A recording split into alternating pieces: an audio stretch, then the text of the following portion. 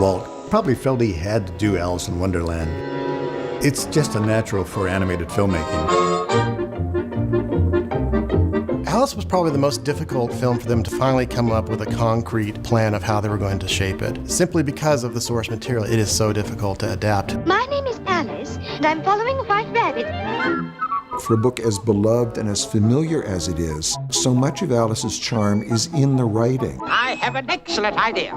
Let's change the subject. It presents very special challenges trying to adapt it to the screen. Well, Alice in Wonderland has always been compelling fodder for filmmakers because there's so much material there. And what's interesting is that every version has been a different adaptation. Walt Disney loved the story of Alice in Wonderland. He tried many times to make it.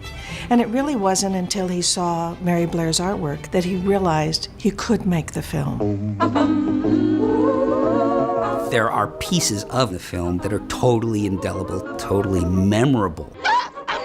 It doesn't grab your heartstrings in the same way that Bambi or Pinocchio or Dumbo does, but it's sure fun along the road. I just look at the film and think how lucky I was to have had this very, very special experience.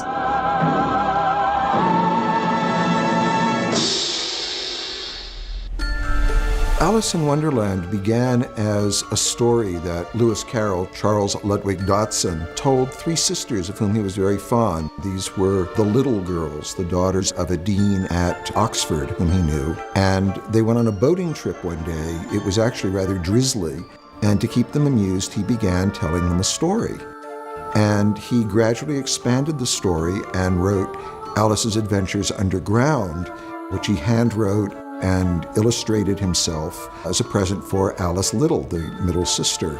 And then that was expanded to form the Alice in Wonderland and subsequently Alice Through the Looking Glass that we know. The moment Alice's Adventures in Wonderland, as it was properly called, came out in published book form, it was immediately embraced by readers such as young Oscar Wilde and Queen Victoria and children. I think the book Alice in Wonderland is popular because it's completely absurd. And also, I think the John Tenniel illustrations are very, very striking and very memorable for people. So I think the book in its kind of weirdness persists because, people like weird.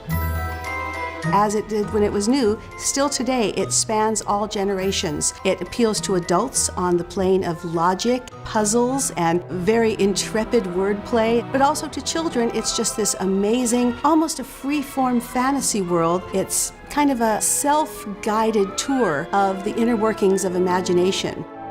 And clearly Walt enjoyed and was interested in the Alice books because going back to 1923 when he made Alice's Wonderland, his first successful film, the film that kind of launched his career in animation and in filmmaking, he was going back to the Alice books.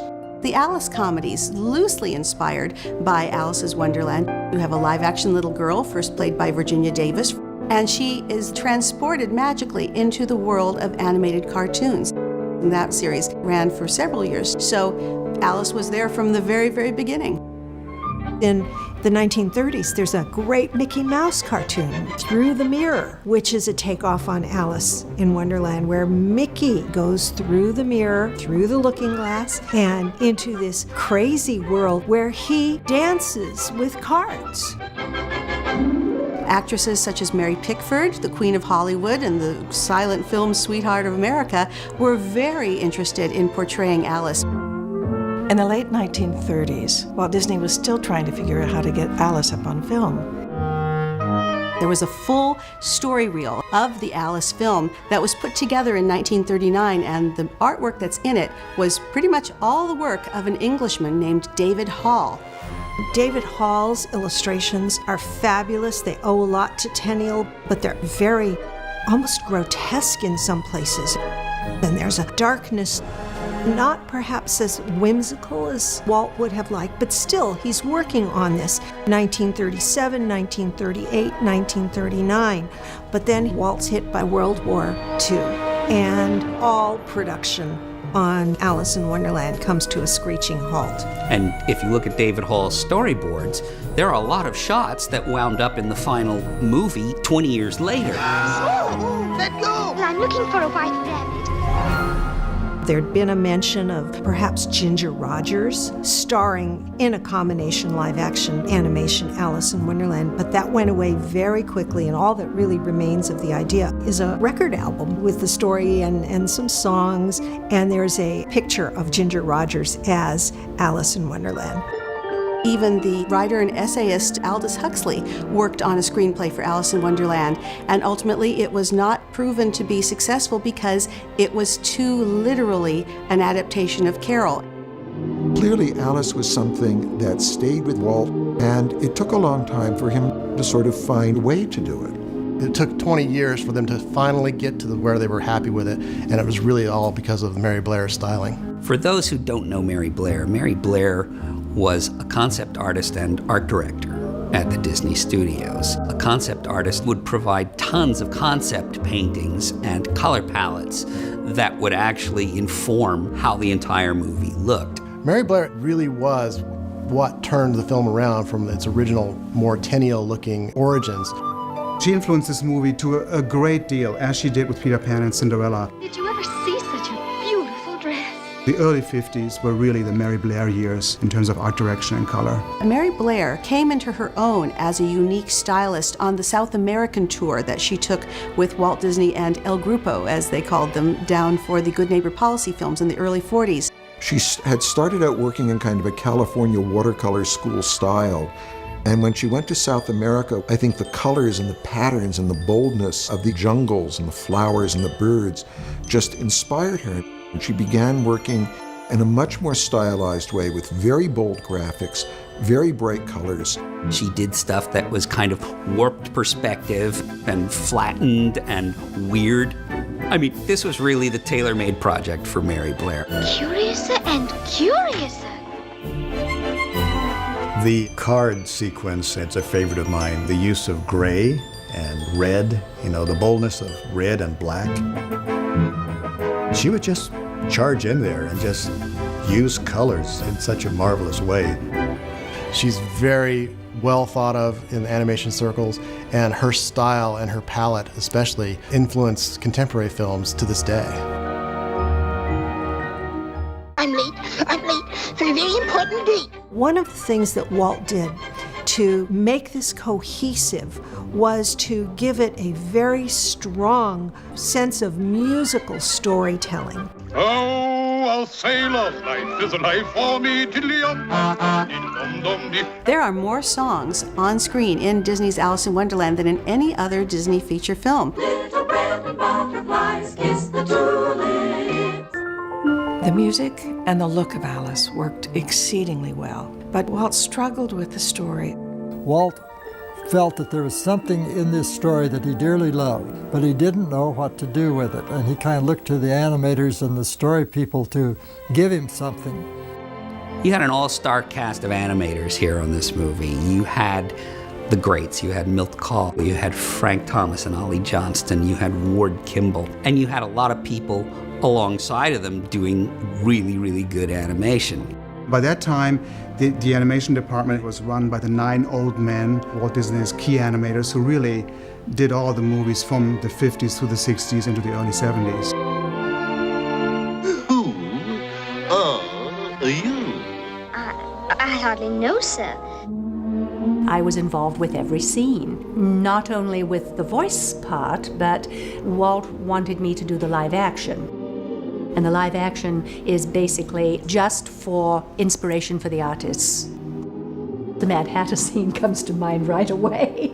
They brought in the old vaudevillian Ed Wynn to do the Mad Hatter, and he just went to town, and they recorded the sound with it as well, and he just was classic ad-libbing, horsing around.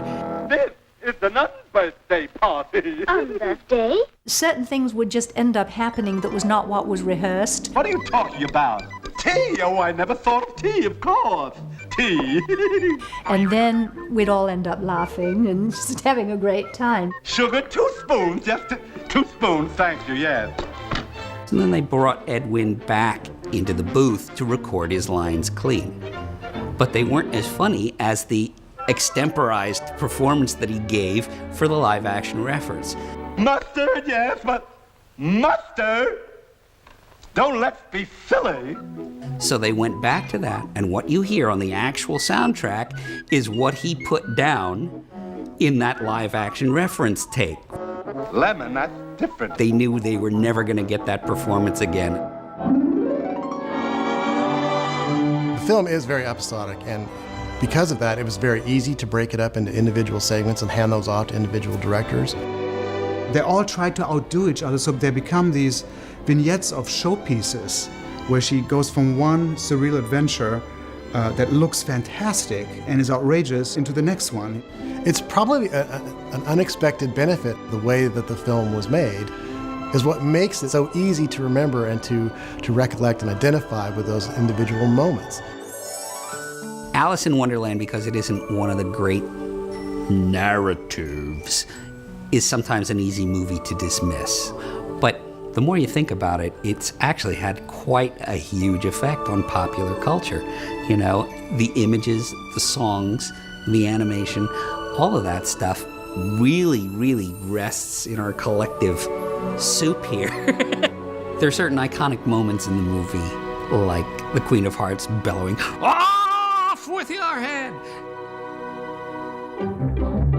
I'm late for a very important date. It'd be hard to find somebody who hasn't said those words a few times. Very merry birthday to me, to me. Oh, yeah. The whole idea of the unbirthday is so iconic. If you walked up to anybody and said, sing the unbirthday song, I'll bet they could. They heighten it up in the movie too with dialogue. Oh, it's my unbirthday too. Today, you know, is my unbirthday. Why, my dear, today is your unbirthday, too. There's a lot of that kind of stuff in this movie. When Walt Disney does a film, it just becomes part of our consciousness. You keep seeing that Disney film in the back of your mind. Walt's films have a habit of doing that. Alice in Wonderland captivates our collective imagination. Certainly, if you go to Disneyland Park, you'll see one of the most popular rides at Disneyland, the teacups and the Alice in Wonderland ride. Alice in Wonderland is the only feature film to actually have 2 attractions at Disneyland. Lewis Carroll's characters continue to capture the imagination, and filmmakers can't seem to resist the story. If you look at the broad spectrum of the Alice stories, there is so much richness and there are so many things to choose from that any one movie can only take a small angle of it. Alice in Wonderland is a strong enough, popular enough book to be reinterpreted by lots of different people. And I think that'll be the way that Alice continues for the next several hundred years. I think it's going to be something that each person that comes along with a particular approach to the storytelling and music is going to find another avenue to explore this incredibly rich story. It's almost impossible to mine it dry.